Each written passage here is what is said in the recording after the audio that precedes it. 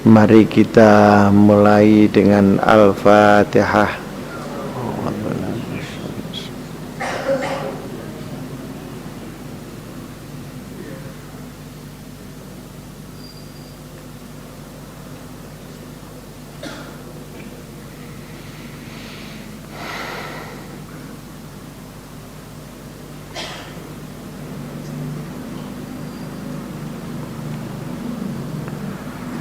Di dalam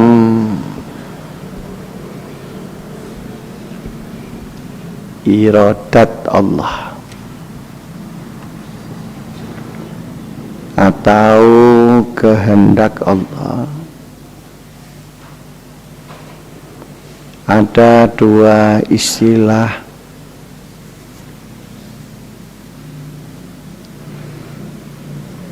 yang serupa tetapi tidak sama.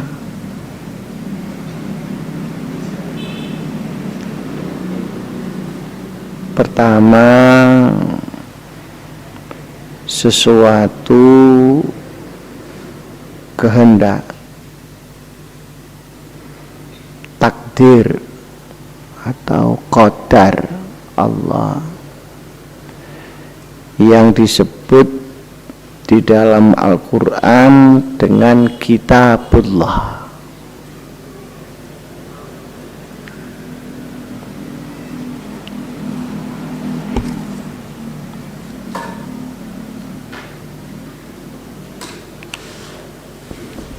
Disebut juga kitabiyah atau kitabah,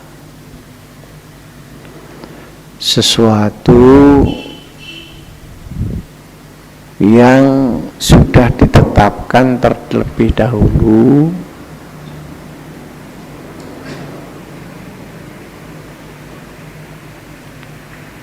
dan tidak bisa diubah.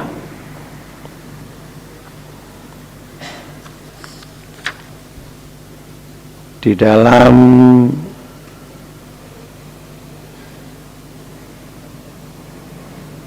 surat Al-Hajj dan di dalam surat Al-Hadid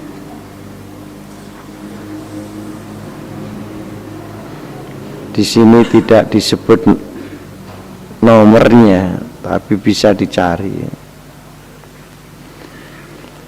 Alam ta'lam annallaha ya'lamu ma fis samai wal ard. Inna dzalika fi kitab. Inna dzalika 'alallahi yasir. Apakah engkau belum mengetahui bahwa Allah mengetahui apapun yang ada di langit dan di bumi, dan semua itu telah tercantum di dalam kitab. Jadi ada kodrat terlebih dahulu yang tercantum di dalam kehendak Allah yang dibukukan dan dibakukan. Ini disebut juga menjadi sunnatullah. Walan tajida li sunnatillahi tabdila. Menjadi sunnah. Sunnah itu ketetapan yang sudah tidak diubah lagi. Jadi sunnah itu banyak maknanya ya. Ada sunnatullah, ada sunnatur rasul, artinya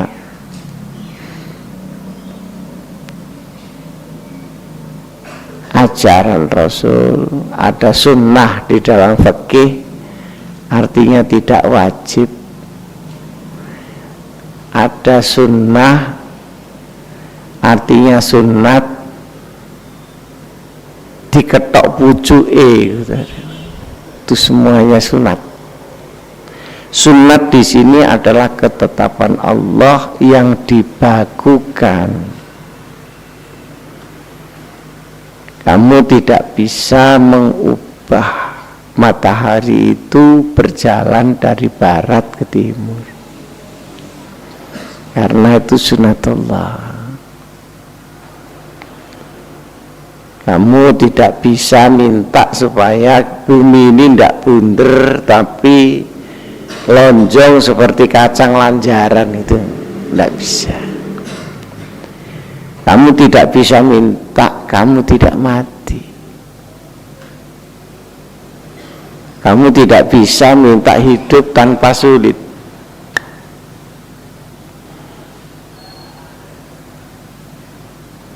Kamu tidak bisa minta dunia ini tidak ada orang jahat, karena itu min kitab, itu sudah dibukukan dan dibakukan. Yang kedua, yang disebut masyiatullah, masyiah, mim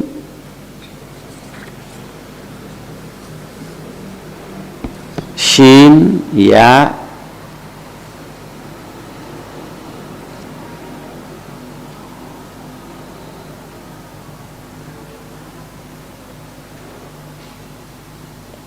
hamzah tak marbutah, masyiah.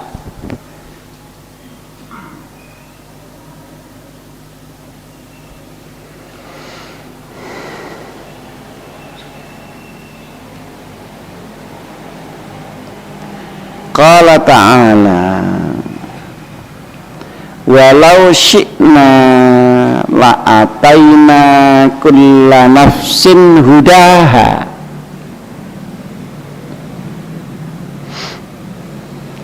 walakin haqqal qawlu minni la'amla'anna jahannama wan nas ajma'in. Walau sya'allahu laja'alakum ummatan wahidah walakin liyabluwakum fima atakum. Walau syi'na, apabila kami menghendaki. Jadi sya'a yasha'u, kemudian timbul kata masyiah, apabila Tuhan menghendaki.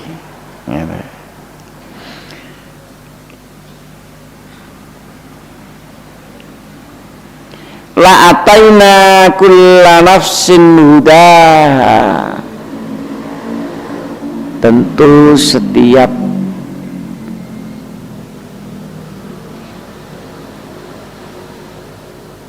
orang akan diberi hidayah Allah.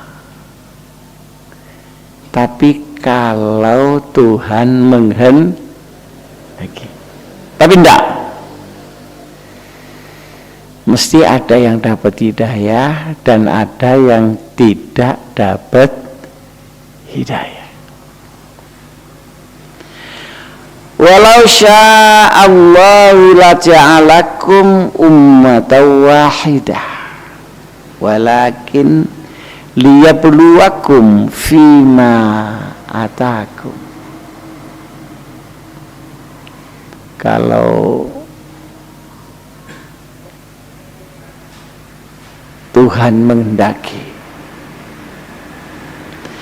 kamu akan dijadikan umat yang satu, ya satu tempat, satu tipe, satu kelakuan, roto semua. Gak ono sing ndek, gak ono sing dhuwur, gak ono sing dablek, gak ono sing pinter. Tapi ndak, Tuhan tidak menghendaki begitu. Ada orang barat yang putih, orang Jawa yang ireng. Kalau ono wong Jawa putih iku bule atau belang-belang.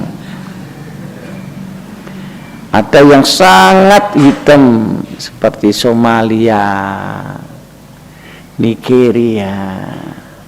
Itu kalau ketawa tinggal giginya saja kelihatan.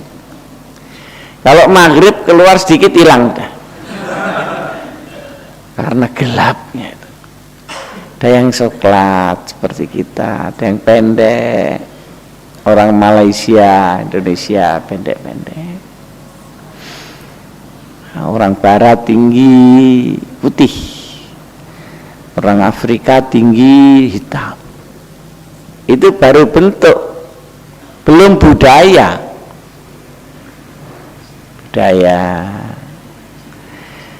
Jangan lagi Indonesia dengan yang lain.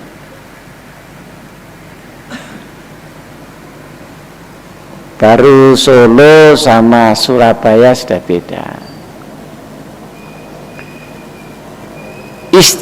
Istilahnya beda. Kalau orang Malang ngicipi itu nilii itu ngicipi kalau di sini. Jadi coba tak pilih aneh, itu artinya mau dicipi. Kalau di Semarang nilii itu nyambangi.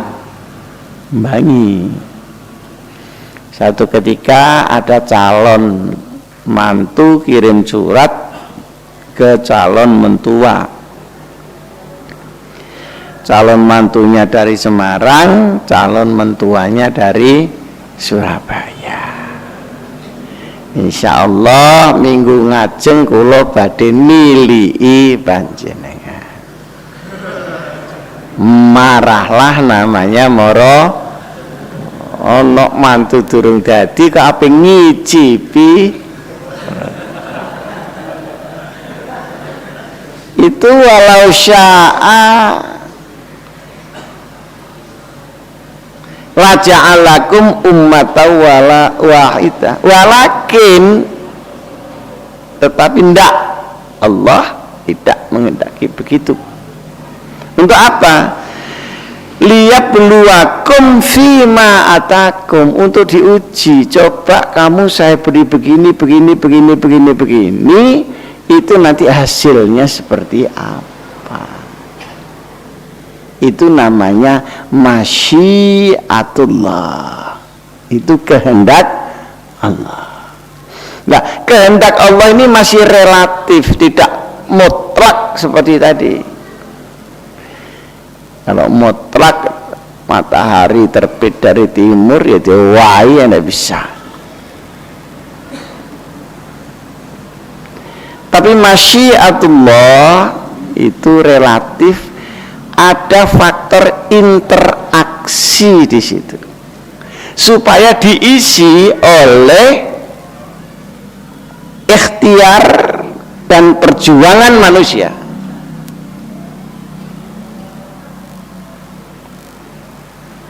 Coba kalau orang dunia ini pinter semua, maka tidak perlu sekolah. Ya, saya pernah cerita sama kamu, itu boleh dijadikan contoh. Ada kata melakukan istighosah besar-besaran dari bangsa kodok.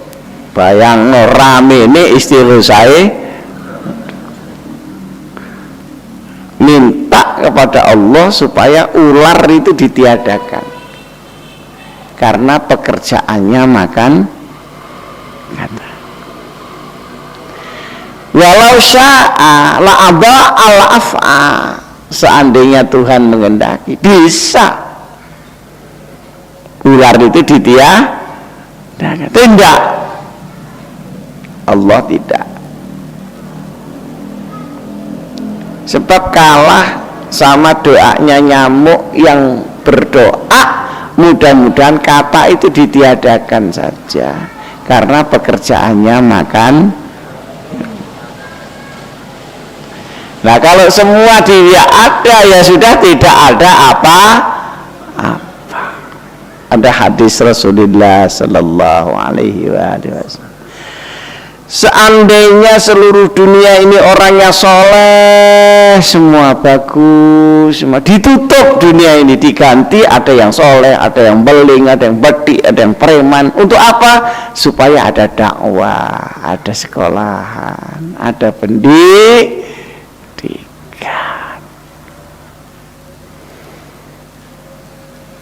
Lau sya'a, kalau Tuhan menghendaki, maka orang bisa pinter semua. Seperti setan. Setan itu begitu lahir pinter setan. Mulanya setan itu gak usah fakultas, tidak perlu ada sekolah menengah agama, sekolah menengah atas setan. Ini setan kelas SMA, kelas enggak. Begitu lahir dia sudah pinter. Dan makhluk terpandai itu setan. Jangan coba-coba kamu melawan setan hanya dengan rekayasamu, kamu akan terrekayasa. Tapi kalau manusia lahir sik pinteran kudu epitik, lahir isi semangan nudul itu. Ini lahir isonis nangis toh. Seandainya dibikin pinter, kenapa tidak bisa? Bisa. Tapi supaya ada ar-radha'ah, berjalan kasih sayang. Seandainya tidak ada musibah, maka sabar tidak berfungsi. Itu masyiatullah. Kamu bisa enggak membedakan? Jadi kalau qudratullah yang di dalam Quran disebut fi kitab, di dalam istilahnya pakai kitab, itu tuh patok bangkrong. Ngerti patok bangkrong? Exactly, exact, sudah pas.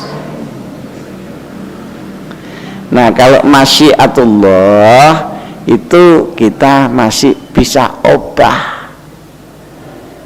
Mudah-mudahan kita begini, mudah-mudahan kita begini. Terus ada kata-kata insya Allah, maka kamu sing sregep muni insya Allah itu. Yona, kamu bekerjanya udah baik betul apa belum? Insya Allah. Karena Tuhan membuat baik dan membuat yang tidak. Nah itu bedanya. Gimana nih kesehatannya? Sudah bagus belum ya? Insya Allah. Karena Tuhan bikin saya sehat ya bisa, bikin duit ya bisa. Masyiatullah. Beda. Terus fungsi doa bagaimana?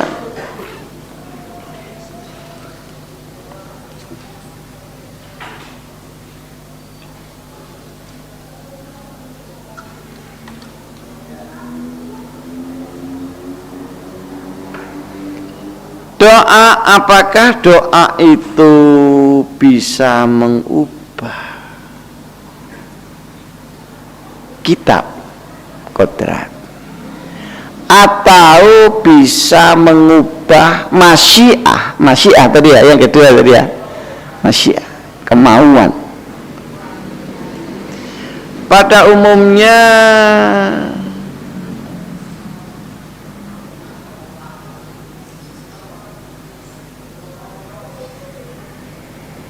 para ulama berpendapat yang kitabullah tidak bisa diubah dengan doa. Jadi ndonga supaya dunia gak ono wong betik ini gak kasil dungane gak kasil, mesti ana yang betik. Ini pendapat umumnya ulama. Tapi masyiatullah itu tempatnya doa, tempatnya kita berdoa supaya Allah, saya jangan diletakkan yang situ yang sini ya Allah, sebab yang situ yang preman, yang sini ini yang saleh ya. Jadi di diri doa lalu disebut di dalam hadis Rasulullah, la yaruddul qada illa doa. Tidak ada yang mengubah qada. Di sini maksudnya qada masyiatullah tadi itu. Illa doa, kecuali doa. Nah, doa yang mana? Doa yang dikabulkan oleh Allah. Terus doa itu bagaimana? Ya seperti yang saya ceritakan itu. Kalau kamu mau ndonga sing mustajab, iku dongane karo lakone kudu satu jurusan. Lah umume wong saiki gak ngono. Karepe njaluk sugih, ora apik nyambut gawe, kepengin pinter, nek ngaji ngantuk terus. Kepengin anak soleh, makanya haram. Itu bisa diterima kalau sing duwe donya ki pakdemu. Selama yang punya Tuhan itu Allah, aturannya tidak begitu. Itu kalau doa. Nah, doa ini yang memberi Allah. Nah, kenapa kok banyak orang berdoa dengan tawassul? Pernah dengar kata tawassul? Tawassul itu pakai wasilah. Jangan lupa loh ya, yang memberi itu bukan makhluk loh, bukan ulama, bukan Kanjeng Nabi Muhammad. Yang memberi itu Allah. Jadi kalau kamu meminta selain Allah, itu musyrik. Lu kok tawassul nang kuburan? Nah, tawassul kanggone mbah iko mbah iki. Nenggone Syekh Abdul Qadir Al-Jilani qaddasallahu sirra. Itu dulunya begini. Kita tidak meminta dan berdoa kepada beliau, tetapi kita mintanya kepada Allah dengan melakukan sesuatu kebaikan kepada beliau. Jadi itu bukan kepada, tapi rekomendasi. Paham enggak? Beda enggak? Kepada Pak Wali saya minta bantuan, direkom RT. RT-nya itu ngasih duit atau enggak? Enggak, yang ngasih kepadanya dikata. Lah tawassul itu ada dua macam. Ada tawassul bil a'mal, ada tawassul bil ashkhos. Ada tawassul wasilah melalui amal. Amal siapa? Ya amal kamu sendiri. Baca Quran itu kan amal. Nah, kemudian ya Allah, saya sudah beramal, mudah-mudahan doa saya lebih dikabulkan. Nah, berarti memperkokoh permohonan kepada Allah melalui amal soleh kita.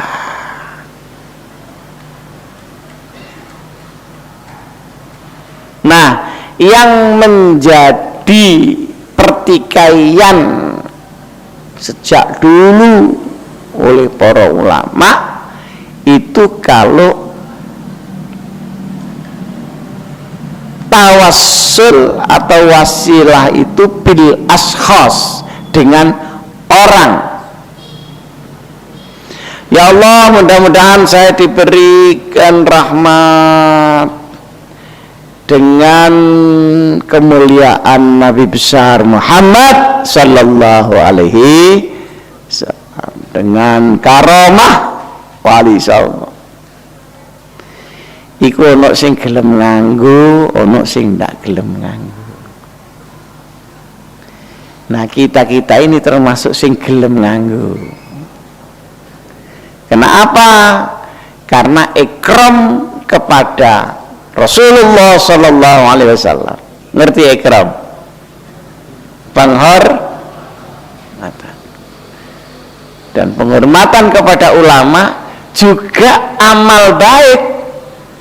Lah sama kan, akhirnya juga seperti amal baik kita menjadi wasilah menuju kepada doa pada Allah Subhanahu wa taala. Tapi nek jere aku ojo geger perkara tawasul, gegero perkara dongamu iku lho mandi apa ora diterima apa ndak. Ini hubungannya antara kitab biyah dengan masyiah, hubungannya dengan doa, dan hubungannya dengan istijab. Istijab artinya penerimaan Allah terhadap doa itu. Mulane aja ngandel nek ana wong kandha iso mbusuk dosane wong. Udah dosane dhewe-dhewe kae iso mbusuk dosane. Iku kaya wong ngenehi nomor togel ngono lho. Angger wong ditawani kan gelem tak kandhani nomor sing sip. 02. Itu pakai cat. Iya. Alah ngrasakno ndek apa nyenehi nomor wong ndek tambah dhewe iki lho ora tau. Jok ngandel ana wong bisa menghapus dosanya orang. Kenapa? Semua amal kita yang baik, yang buruk itu sudah tercatat dengan sendirinya di dalam diri kita melalui raqib atid itu, in khairan fa khairan, in syarran fa syarrun. Nah, hanya Allah yang bisa mengampuni, yang bisa mendelete, yang bisa menghapus memori itu, bukan orang. Lah nek orang kan enak ngawake yo duwe sesak kuarpe semangan mari diilang-ilangi dhewe, terus kok keluargane, bojone, ponakane lah kok enak.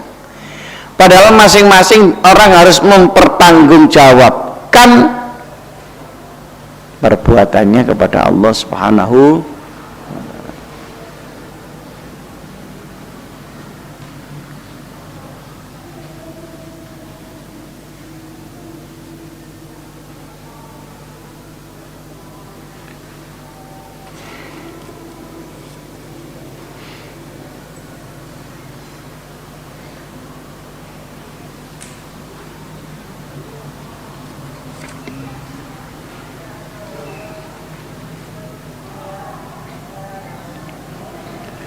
Satu ketika Nabiullah Ibrahim alaihissalam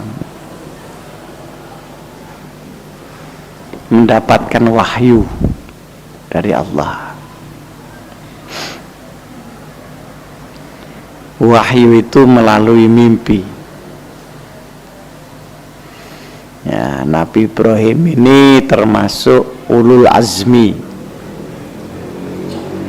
Ulul azmi itu 5 pendekar para nabi. Gampangnya nabi besar. Adam, Nabi Ibrahim, Nabi Musa, Nabi Isa, Nabi besar Muhammad sallallahu alaihi wasallam. Karena besarnya beban di dalam menjalankan agama. Nabi Ibrahim itu alaihissalam hidup tidak sempat mengenyam kebahagiaan. Lahir dari ayah yang menjual berhala. Setiap hari disuruh nawakno berhala. Jadi sales. Nabi Ibrahim itu jadi sales berhala. Bapak itu nggawe patung, ada sales sih. Kayak wong tutul sabun saiki nganggo dasi. Tapi penggaweane tutul sabun. Nah, sarene Nabi Ibrahim itu tidak cocok sama berhala. Nek nawakno itu ya gak enak. Wong-wong aku dodol berhala, sapa sing ape tuku? Iki pangeran elek iki. Iki watu api dadekno pangeran, sapa sing goblok ya tukun kene ngono. Ya ra payu-payu tekan. Nabi Allah mangkel ada konsumen lah yang mau membeli itu mangkel. Kowe iku nek tawa aja ngono kon. Lah gak payu-payu dagangane bapakmu. Lah ya wong pangeran kok dagangan. Tadi tambah diilok-ilokno sing itu, pangeran kon goblok. Wong iki kon gawe-gawe dhewe kok kon sembah-sembah dhewe. Lah isi ajian kon timbang sing mbok gawe iki. Memang ahli mantik itu Nabiullah Ibrahim. Wong kuwe sing njupuk watu mbok gawe reca. Lho lak hebatan kowe timbang recan. Lho kok kowe kok nyembahne kono iku nalarnya itu di mana? Mengapa kau menyembah sesuatu yang kau buat sendiri? Cerita Nabi Ibrahim. Ya ra payu-payu tambah tugel kabeh yang jenenge recane mergo nyerete ngawur. Setiap pagi dimarahi sama ayahnya. Krungu raja. Krungu raja. Akhirnya dia diinteli ini Nabi Ibrahim. Ini nanti bedakan kitabiyatullah dan masyiatul masyiallah. Itu melebu ndek nggon yang banyak arcanya. Dipewantungi arca yo kae no petil apa kapak ngono. Waduh, wape. Terus sing gedhe siji yang besar itu disisakan, kapaknya itu diletakkan di lehernya yang besar itu. Dicari sama raja, sapa sing ngerusak pangeran niku. Pangeran kok ditugel gulune. Oleh ketemu orang namanya Ibrahim, diseret Nabi Ibrahim, dimasukkan ke kuil itu tadi. Ya kamu yang merodoli gulune Gusti Allah. Katanya Nabi Ibrahim ndak betul. Sing merotoli gulune sing cilik-cilik iku reca sing gedhe lha iku lha kapake nek ngono iki. Muring-muring polisine. Kon ngomong aja sak mletheke gusimu ae. Mosok iso iki. Reca sing gedhe iki ngentekno reca sing cilik-cilik. Jawab Nabi, lah nek ora iso nutuki tok gak iso, lho kok kon sembah, kon iku sampel apa ya? Logikanya Nabiullah Ibrahim alaihissalam termasuk yang melahirkan agama Nasrani, agama Yahudi dan agama Islam ya Nabiullah Ibrahim. Tiga-tiga, Isa, Musa, Muhammad, seluruhnya keturunan Ibrahim. Seandainya orang-orang pengikut Musa, pengikut Isa, pengikut Muhammad lempeng pada agamanya, mesti satu. Tapi karena belok-belok, maka ada yang lurus, ada yang belok.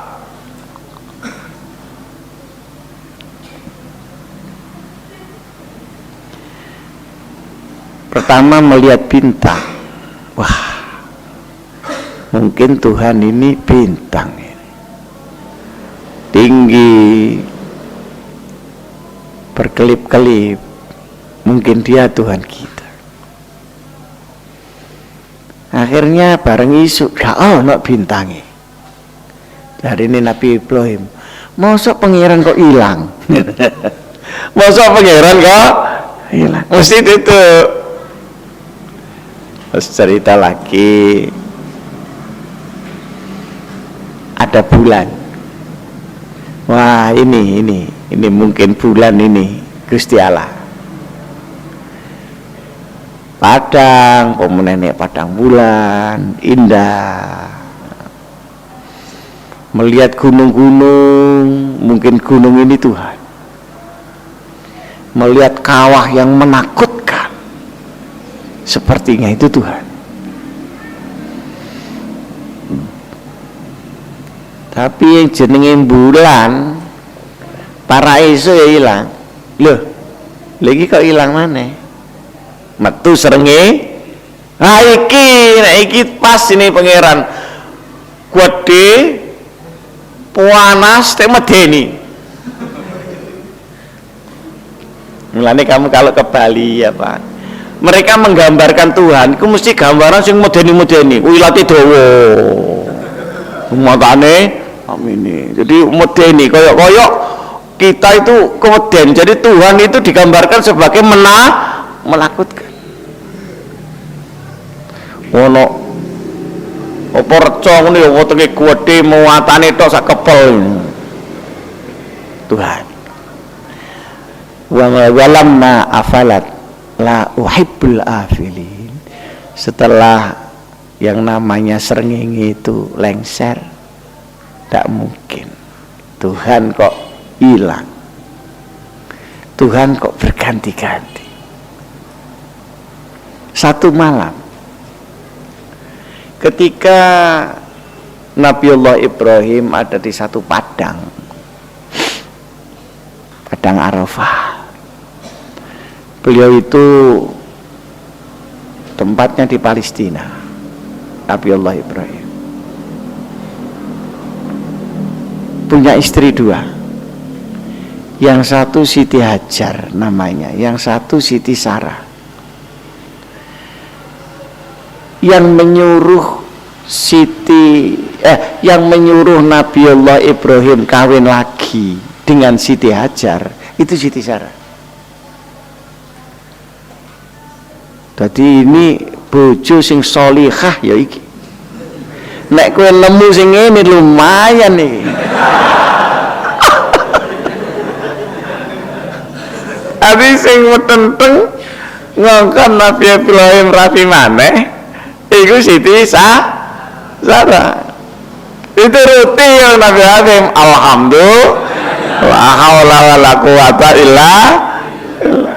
kawin dengan Siti Hajar, lahir Ismail.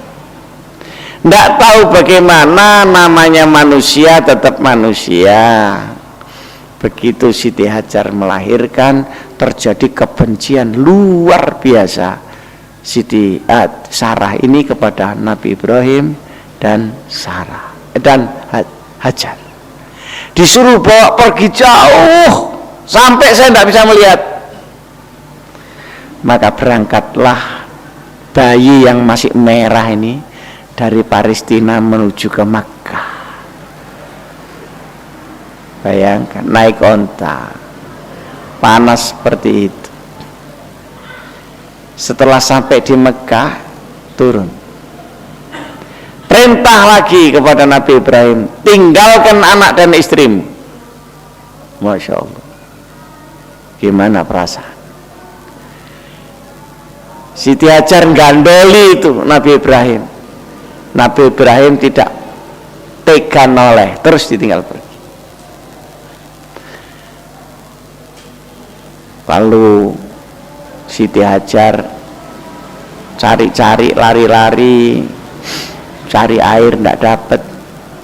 Akhirnya dari kakinya Nabiullah Ismail yang bergerak itu kemudian ada sumber yang sampai sekarang namanya Zam-Zam. Di situ 16 tahun kemudian disambangi. Wis gede umur 16 tahun. Ketemu di Arafah. Wis suke, wis duwe wedhus anu soalé dodol banyu iki mau. Perintah Tuhan, sembelih anakmu. Itu masyiatullah, bukan kitabiyatullah. Karena Allah tidak mungkin menyembelih memberikan kezaliman, maka akhirnya diganti dengan domba. Jadi perintah untuk menyembelih itu masyiatullah, tetapi kodrat yang tidak bisa diubah itu kitabiyatul. Allahumma sholli salim alaihi sahabi rasulillah ajma'in wa Rabbana hab lana min azwajina wa dhurriyyatina qurrata a'yun waj'alna Rabbana atina fid dunya hasanah wa fil akhirati subhana rabbika rabbil izzati amma yasifun salamun alal mursalin alhamdulillahi rabbil alamin.